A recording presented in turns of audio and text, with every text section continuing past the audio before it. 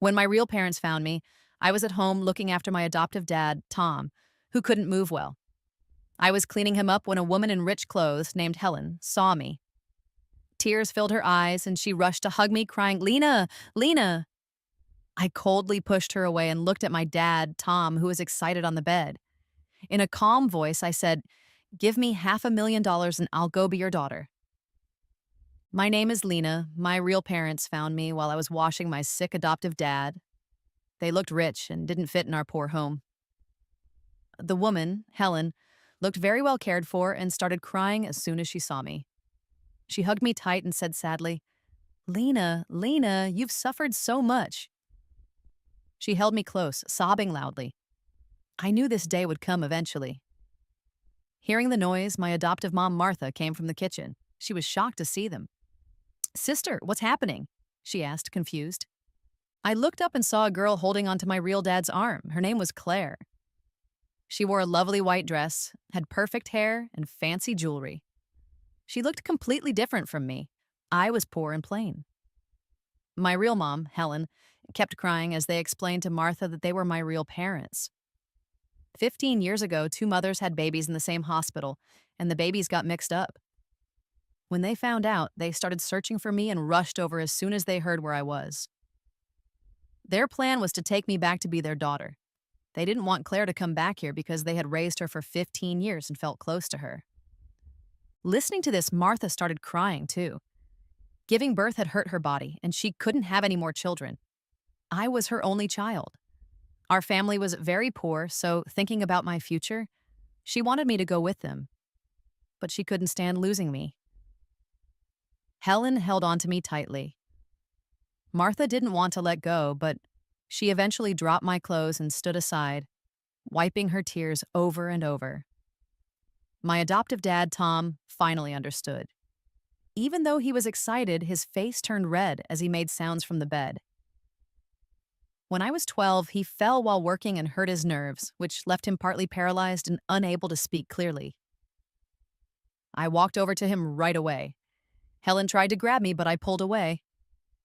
Seeing me come closer, Tom got even more excited, waving his hand and making sounds like, "Go, go!" He was telling me to go with them. Everyone could see this new family was rich.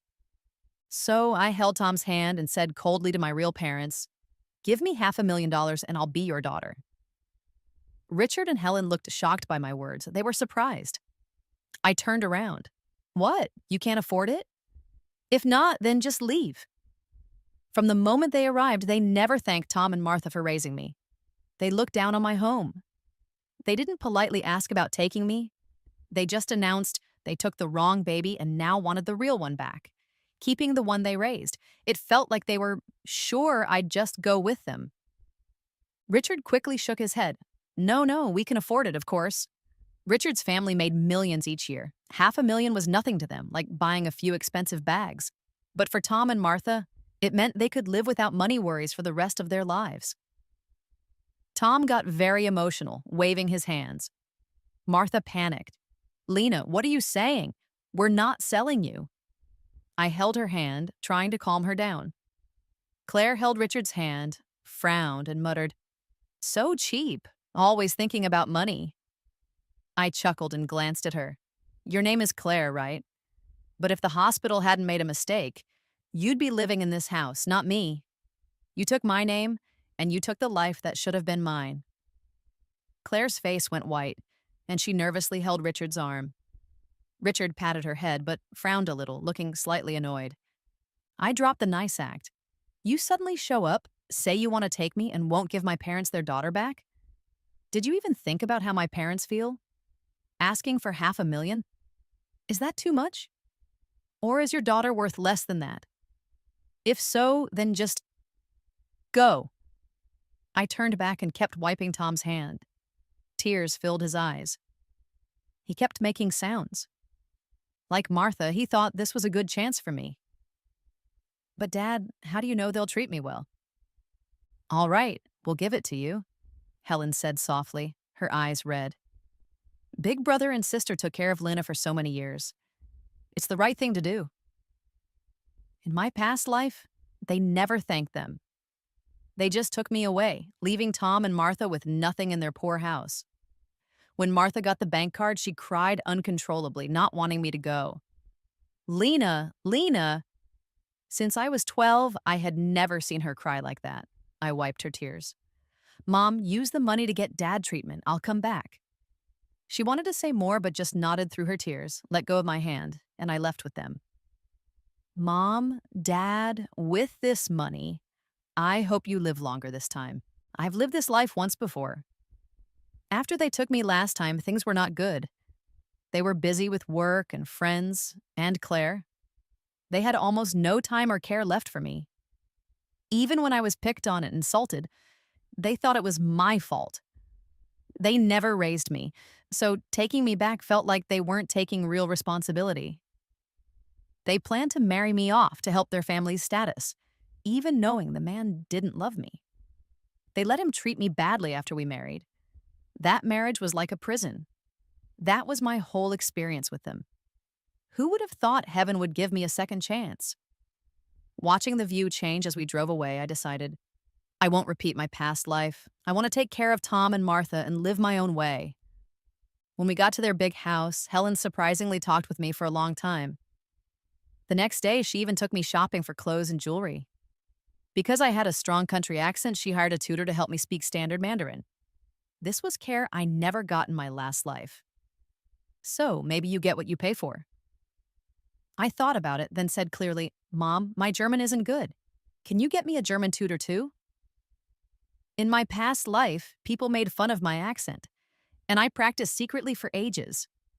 Now, I could speak standard Mandarin easily. Hearing me speak well, Helen's eyes lit up, and she agreed immediately. It seems maybe parents' love does have a price tag. Just then, Claire came downstairs after showering. Seeing Helen and me getting along, she suddenly felt worried.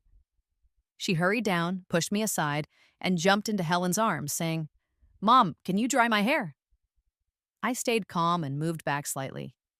She clung to her mom, scared I would take the love she thought belonged only to her. Isn't that strange?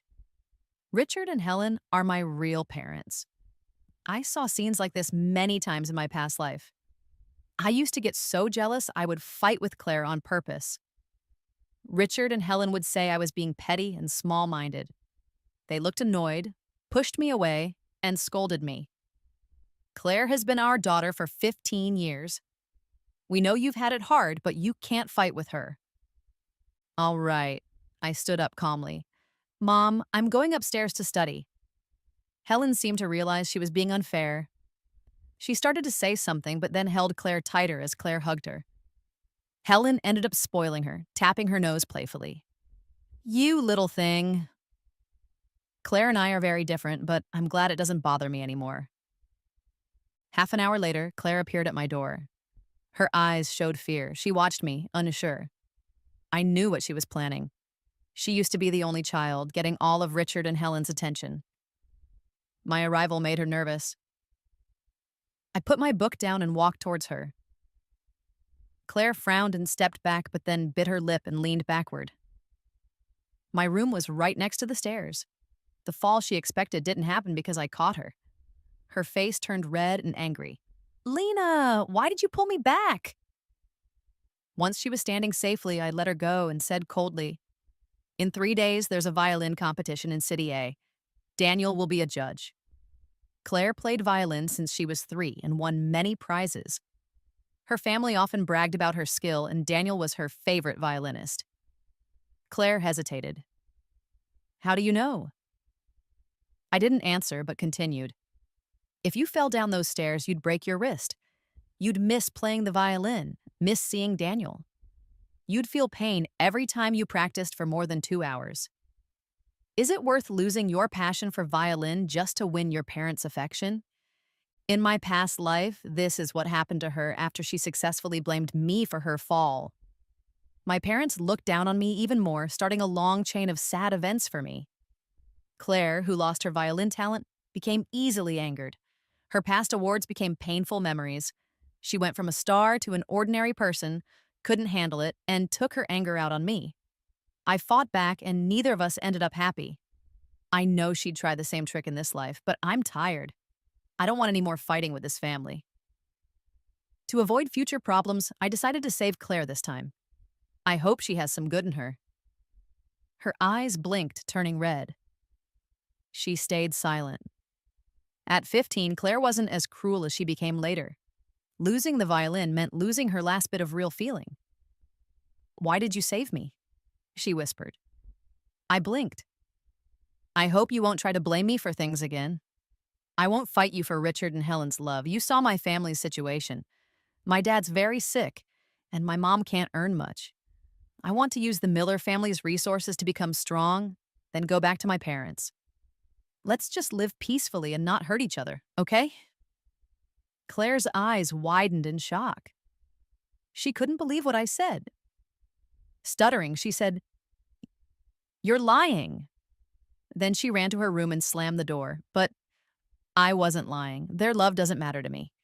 My real parents, Tom and Martha, are waiting for me in the countryside. At 1 a.m., violin music came from the next room. I opened my eyes silently. She believed me.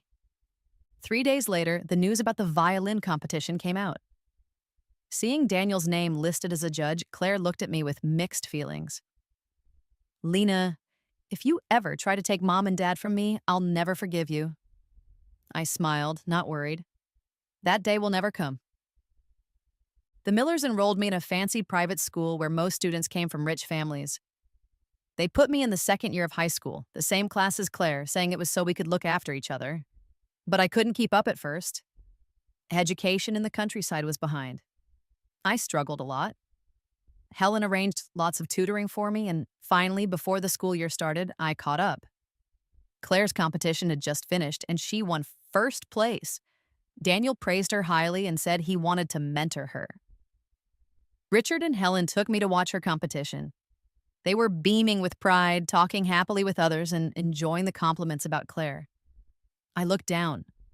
On the outside, Claire seemed bright and successful, but inside, she seemed trapped.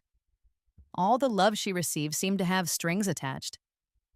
On stage, Claire held her violin, her eyes red with emotion.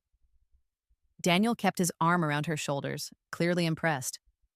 Suddenly, she looked towards me in the audience. I was surprised, then I smiled and clapped for her. Claire blinked and quickly looked away. On the way home, I got a text message. It was from Claire. "Lena, let's compete fairly for Mom and Dad's love from now on, okay? Let's both work hard for it." I was surprised. I looked over at her. She avoided looking at me, holding her trophy tightly. I couldn't understand what Claire was thinking, so I decided not to worry about it. As long as Claire didn't cause problems, her thoughts were her own business. My return caused some talk. The real daughter of the Miller family was found, and everyone wondered how Claire and I would get along. In my past life, I was made fun of for my accent and bad grades, always compared to Claire. This time, I had no accent, and my grades were just okay. I was pretty average. Within a week, nobody paid much attention to me anymore. But the troubles from my past life still found me. Facing a red-haired girl, I clenched my hands. "Hey, you're Claire's sister. Go tell Claire if she messes with my guy, Jill, again, she better watch out." The red-haired girl, Roxy, was known for being trouble. Her rich dad spoiled her, so she always got away with things. But Roxy liked a boy named Jill, who unfortunately liked Claire. Someone like Roxy couldn't outsmart Claire, so back then, she took her anger out on me instead. Claire disliked me, and my parents didn't care, so Roxy insulted me freely. Sometimes I felt Roxy was just crazy. I frowned and said, "If you like Jill, go after him. If you hate Claire, go pick on her. Why bother me?" Then I turned to leave. Roxy straightened up and pulled me back. "Who do you think you are talking to me like that? Heard you came from the countryside. I'm being easy on you here." I stared at her coldly. "Let go." Back then, Roxy bullied me. Now that I have a second chance, I don't want trouble, but I'm not afraid anymore. The next moment, Roxy slapped my face hard, glaring defiantly like a movie villain. "I won't let go. What are you going to do?" "Let her go," Claire's voice came from behind. I quickly hid the pepper spray I had up my sleeve. Why was she here? She ran over, looking annoyed. What a pain.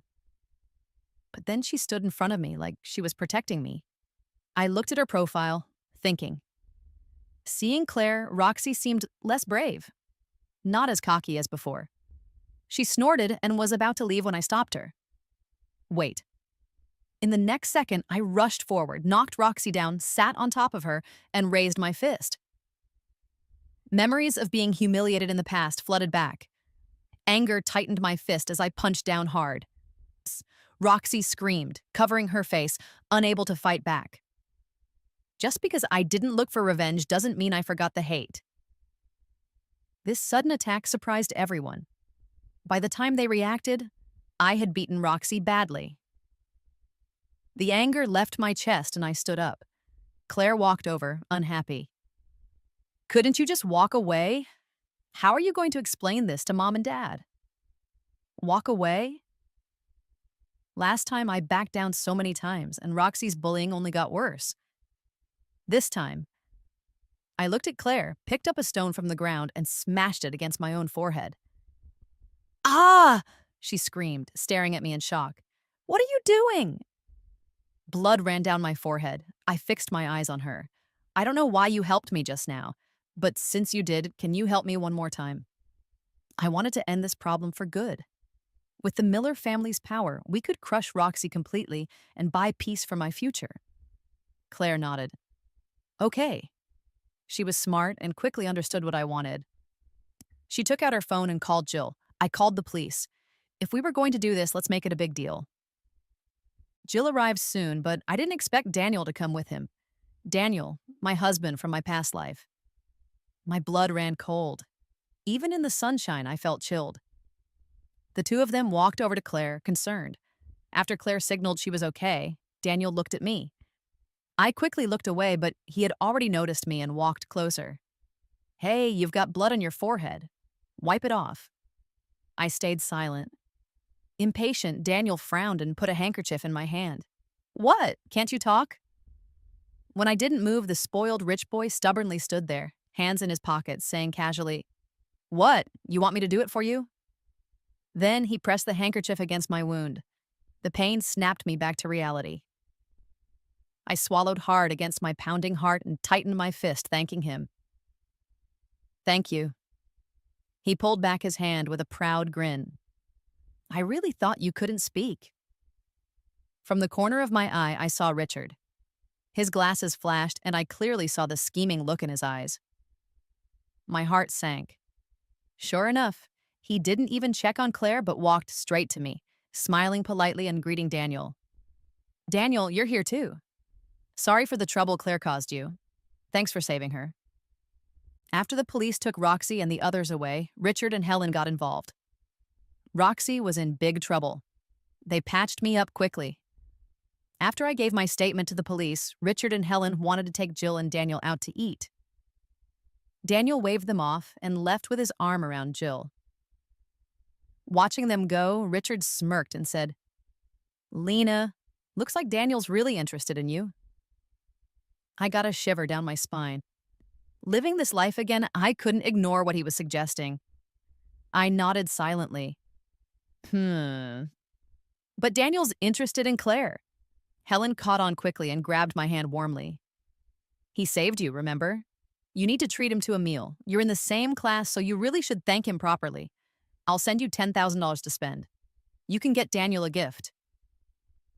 This was new. Helen had never offered me money before. Since I came back to the Millers, they paid for everything. But Helen either forgot or chose not to give me spending money directly. Seems she did remember her duty now. Helen gently touched my wound. Lena, maybe get some bangs? Cover that scar. A girl's face is important. Claire watched us closely. Once we were in the car, she whispered to me, Daniel likes me. Don't compete with me. Richard and Helen raised her to always think strategically. Claire saw nothing wrong with this, but I thought differently. I glanced at her. I won't. Daniel's family was much more important than the Millers. Getting close to them would mean a powerful connection for the Miller family. In my past life, Claire ended up with Jill. They already had a connection to Jill's family. The Millers just needed to be patient. But they still planned to marry me off to Daniel, not caring how I felt. The Millers just saw me as a useful object. This time, I wasn't going along with their plans. I ignored Richard and Helen's comments and focused on eating, sleeping, and studying. At first, Claire watched me carefully, but when she saw I wasn't really interested in Daniel, she relaxed. My grades kept getting better, and by the middle of the year exams, I was the top student in the whole school. My success gave Richard and Helen something new to talk about at parties. They'd praise Claire and then mention me too. Claire's anger showed in her red eyes. "So, you're just getting high scores to make them like you?" I looked at her, speaking calmly and clearly. "I'm studying hard for myself, not for their love." I felt sorry for Claire. If you grew up with loving parents, shouldn't you share love? My presence made Claire nervous, which told me Richard and Helen weren't truly loving toward her either. Business people care most about one thing: profit. Yet I wasn't expecting the trouble that followed. Richard suggested I tutor Daniel. I shook my head and refused firmly. No way! Daniel was a nightmare. In my past life, the Millers drugged both of us. I woke up to find us in the same bed. Feeling guilty, Daniel was pressured by my parents into marrying me. But that didn't make him love me. He was wild, and when he felt wronged, he fought back hard. We had no wedding, just signed papers. On our wedding day, Daniel choked me. "Thought you could trap me, Lena. I'll make you pay." After that, he'd party like crazy. Whenever he got drunk, he'd call me just to insult and control me. On good days, he'd just say mean things. On bad days, he'd make me crawl like a dog. I died in a car crash going to pick him up from a bar. The car caught fire, and I burned alive. That feeling of hopelessness? I'll never forget it. This time, I would stay far away from Daniel. Richard didn't expect me to refuse. His smile froze. His eyes were sharp like knives. "Lena, what did you say?" I stared right back at him. "I said no. I won't tutor Daniel." Suddenly, he stood up and slapped me hard. I fell to the floor, seeing stars. Richard stood over me, his voice ice cold. "Remember, everything you have comes from the Millers. You'll do as I say. Take her to the family prayer room to kneel. She can't get up until she agrees. We don't need a lazy person in this family." My fists clenched tight. Hatred burned in my chest. I knelt for 3 days without any food or water. How could I forget? Richard and Helen are cruel. One night, the door creaked open. I thought it might be Helen coming to persuade me, but it wasn't. It was Claire, sneaking in. She tossed me some milk and bread. "Eat quickly. I'll take the trash when you're done." After that, she crawled under a table, hid some bread there, then came back out. I didn't understand what she wanted. I just ate quietly. Then it hit me. I was still too weak. Fighting Richard directly wouldn't work. Claire frowned at me. Why not just give in a little? My voice was hoarse. If I give in now, what about next time? Do I have to keep giving in my whole life? That stopped Claire. She had never really stood up for herself, so she couldn't understand how I felt. After eating, I left the prayer room, went to Richard, and promised to tutor Daniel seriously, and even try to make him like me. Richard was pleased, patting my head with a smile. When Claire found out, she was furious and threw the hidden bread at me. "Wow! You actually tried to steal Daniel from me after I brought you food so you wouldn't starve?" I ignored her and went straight to my room. After kneeling for 3 days, I had missed classes and needed to catch up fast. The next day, Daniel and I were desk mates again. When he saw me, he frowned, annoyed. "I saved you, and this is how you thank me?" I pressed my lips together, shook my head, and tried to soothe him. "I'm helping you with your studies because you saved me. Don't worry, you can do whatever you like, and I'll cover for you." Daniel looked at me doubtfully, muttering, "At least you understand." This was my plan. Act like I was going along with Daniel. I just needed to keep Richard and Helen fooled for a few years. Once I was strong enough, had enough skills, I could break free. Life finally calmed down. All through my junior year, I did Daniel's homework, got water for him, kept watch while he napped, and covered for him when he skipped class. We started talking more. Occasionally, Daniel would ask me to hang out. I'd show the chat messages to Richard and Helen to keep them happy. Then, I'd refuse Daniel's invitations and go to the library all day, returning home late at night. Claire was always busy. Although she still disliked me, she didn't try to frame me again. She had violin competitions, parties to go to, all while juggling her studies and her relationship with Jill. She was trying her best to meet Richard and Helen's high hopes. On the first day of senior year, Daniel stared at me for a long time, resting his head on his hand. I put down my pen and looked at him, confused. "What's up?" He frowned annoyingly and reminded me, "You said you'd give me a gift on the first day back." It suddenly hit me. A few days before final exams last year, he had talked nonstop about whether I'd miss him over the summer and suggested we travel together. I turned down every request. He got angry, threw his cup, and stormed off. Somehow Richard heard about this and forced me to apologize. Daniel didn't reply to me for a long time. Richard was busy but left strict orders for me to calm Daniel down, and I agreed obediently. That night, Daniel sent me a location: Twilight Bar. I trembled, struggling to breathe. In my past life, I died on the way to a bar. After a while, Daniel messaged again. "Knew you wouldn't come. How about this? I'll forgive you if you buy me this." It was a talking stuffed animal that said, "I love you." I agreed to send it to his house, but he insisted I give it to him in person. "You didn't forget, did you?" Daniel shouted now, his eyes flashing. I coughed. "Of course not. I'll give it to you tomorrow." The next day, I handed him the gift.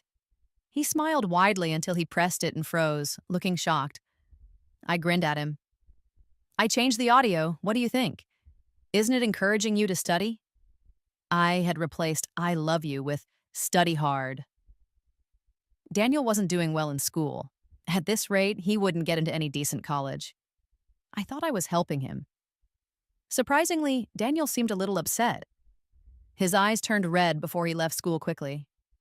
After he left, I took out my exam papers and focused. Having been married to him in another life, I had some idea what Daniel was thinking, but I didn't want any more connection with him.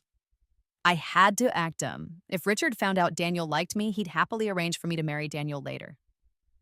One of Daniel's friends came over to chat, curious. He asked, "Where's Daniel? Skipping again?" I shook my head. "I don't know." Then he tapped the table secretively.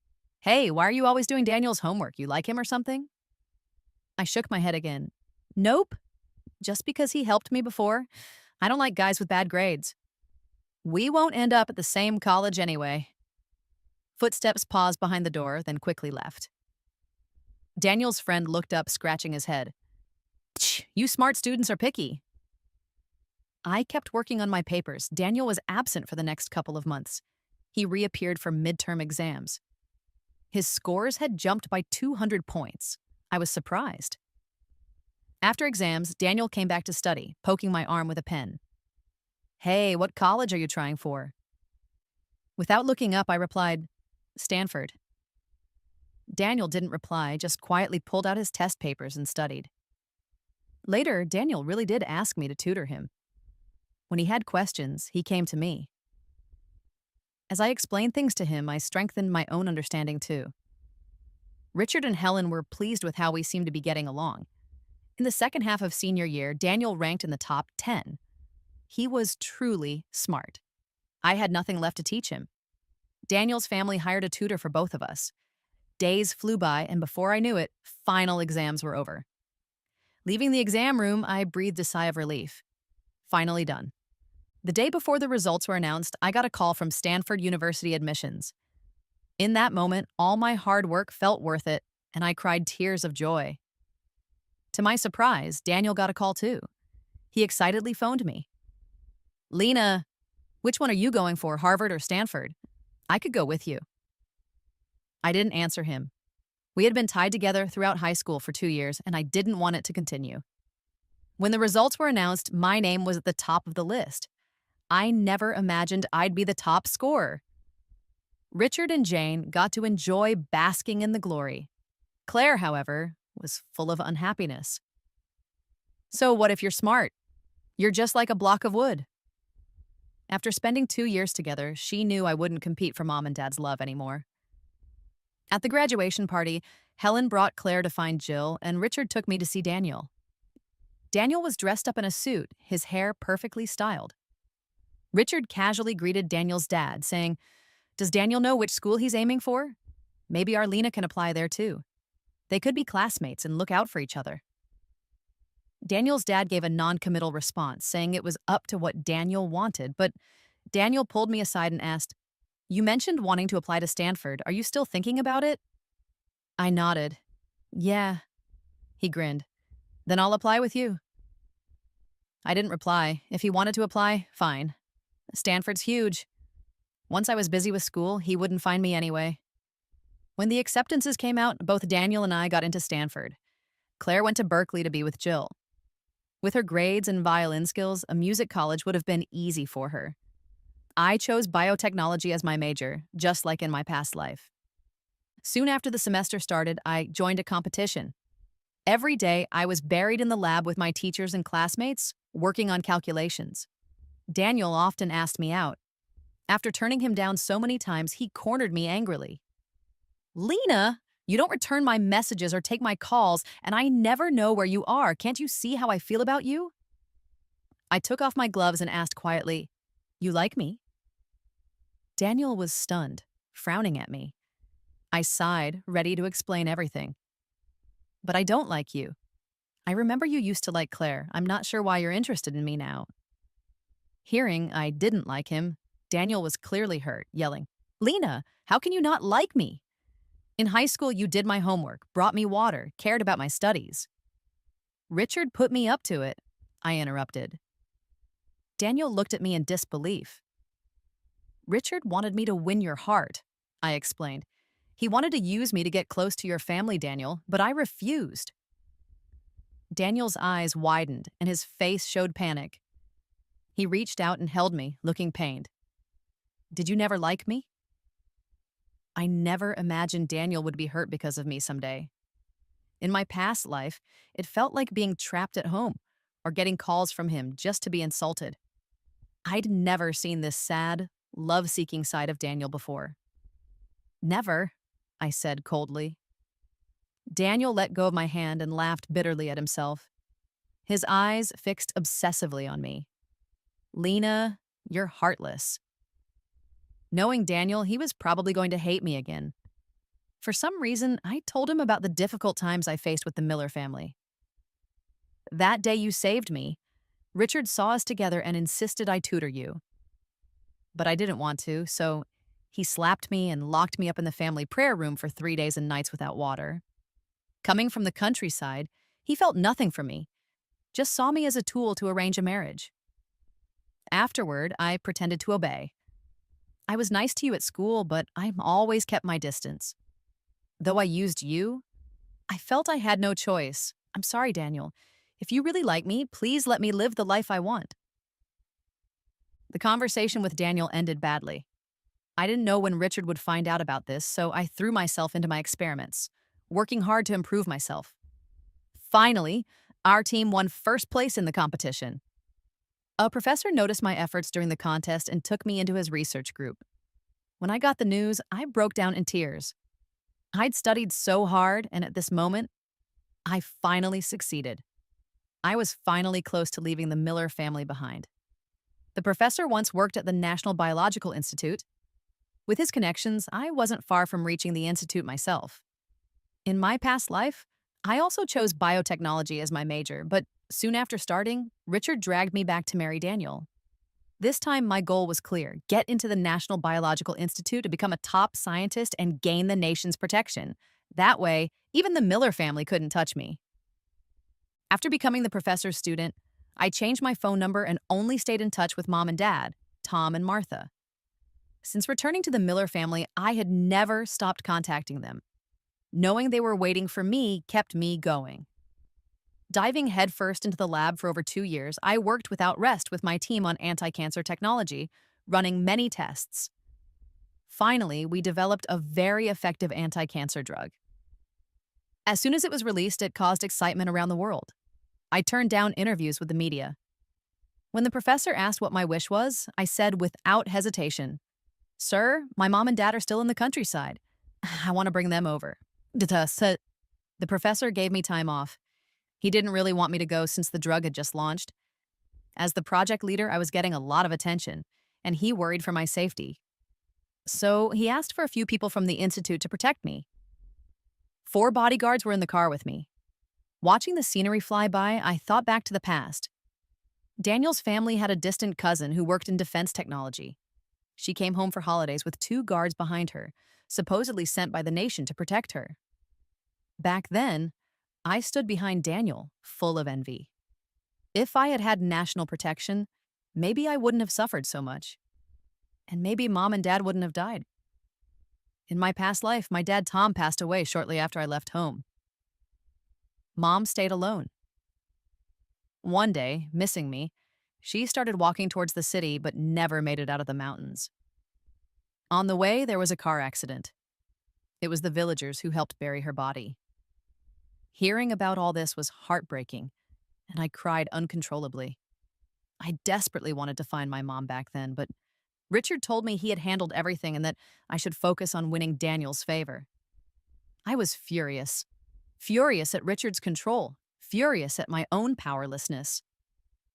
As I stood at the doorstep of my house again, I felt nervous about coming home. Could this newly fixed-up house be mine? My busy mom saw me and slowed down on her way to the living room, looking back 3 times. Once she was sure it was me, the bowl in her hands crashed to the ground. "Lena!" It was a cry filled with years of missing me. Tears welled up in my eyes. "Mom, I'm back." My mom held me tight, crying without stopping. Between sobs, she said, "I thought you'd never return. I thought I'd never see you again in this lifetime." After settling my parents, I visited the Miller house. Since joining the research group, I hadn't contacted them, but some things needed to be finished. Seeing me back, Richard raised his hand just like before. This time, his hand didn't hit my face. The bodyguards behind me grabbed him. 4 of them stood around him threateningly. Richard didn't dare push it. He shook off their grip and pointed at me, cursing. "Ungrateful girl!" I smirked mockingly. "If that's how you see it, then fine, I'm ungrateful." I told him I was there to cut all ties. With that, I handed over $500,000 and a paper declaring we were no longer family. Richard's eyes widened with anger. He grabbed the papers, tore them into pieces, and threw them on the floor. I watched him lose control without feeling anything. Nowadays, I was famous, and he couldn't stand to let me go. The Millers had been using my success since my team developed the new drug, using my name for marketing. But I never expected Richard to be so shameless. Filled with anger, he snarled, "Now that you've made a name for yourself, once you marry Daniel, their family will respect us. Stop messing with that science stuff and come home to marry Daniel. It'll help the Millers." I laughed. Richard was as arrogant as ever. How could he expect a top national scientist to give up her passion just to be some pretty wife for his benefit? The bodyguards tensed up, ready to protect me, forming a circle around me. "Richard, I don't want anything to do with you or Daniel's family. I'm here today to officially cut ties with you so I can leave here cleanly. Since you're not willing, we have nothing more to say." With that, I turned to leave. Richard threw a cup at my back, screaming, "Ungrateful girl! I should have never taken you back from the countryside." As I reached the door, I met Claire. She was now engaged to Jill. After they finished college, they planned to marry. But from what I remembered, the Miller family wouldn't last another year. Remembering how Claire helped me in high school, I shared some advice. "Richard's raising you to marry into higher society, but real strength is being strong on your own." With that, I left. Claire stared wide-eyed at me. Who knows if she understood? As I walked out, I saw Daniel standing under the shade of a tree. He looked at me from a distance. I nodded slightly his way and got into the car. My professor called, telling me strongly to return soon. As the car started, everything from the past seemed to vanish in the wind. I leaned back in my seat, closing my eyes. I've spent a month trying to make sense of my past life since I was reborn. At first, I was filled with hate and anger. It wasn't until I faced the three rich, elegant people and our poor, messy selves that I realized what I truly wanted. Suddenly, the hatred disappeared. Perhaps my past life was meant to be unhappy, or maybe my view was just too narrow. After being reborn, letting go of old anger and leaving that toxic circle, I saw a world full of possibilities outside. As for Richard and Helen, they gave me life once, and I died once. Reborn, I've used their resources without feeling guilty. After all, they're still marketing the Miller daughter as a biotech star. Claire never harmed me in this life, so there's no need for me to harm her either. My marriage to Daniel was a trap set by Richard in the past. Neither of us wanted it, and he took his anger out on me. Reborn, I've used him to fool Richard and Helen. After I rejected his proposal, Daniel surprisingly kept this secret from me and played along for a while with Richard and Helen. Consider our debts settled. Returning home, my parents waited by the dinner table. Seeing me, Mom's eyes lit up and she smiled warmly. "Lena, I made your favorite cooked pork." 7 years flew by. I became a leader in my field, leading a team to develop various helpful medicines. Once, a major sickness with long-lasting coughing and fever spread across the nation, and our team worked nonstop to create a cure. Later, as the virus changed, we continued to adapt and improve the treatment. "Professor Lena, someone's here to see you," a student called out. I assumed it was Mom bringing food again, but was surprised to see Claire instead. Dressed in a business suit, she greeted me with a confident smile. "Professor Lena, can we talk in the cafe?" She got straight to the point. Claire had started a medicine company and wanted the first batch of our newly developed drug. I raised an eyebrow and decided to involve her in the business deal. The office was short on cash lately, so why not use an opportunity? After we finished talking business, Claire started chatting about other things. That's when I found out the Miller family went bankrupt. No surprise there. Daniel went after them and helped speed up their ruin. That part I didn't expect. Apparently, the Miller family going broke changed Richard's attitude towards Claire completely. Richard ended up begging at Jill's doorstep, but Jill wouldn't open the door no matter what. Their engagement was called off. Helen couldn't handle the shock and jumped off a building. Richard got attacked on the street by workers who hadn't been paid. He broke his leg, hit his head badly, and now he's stuck in bed for life.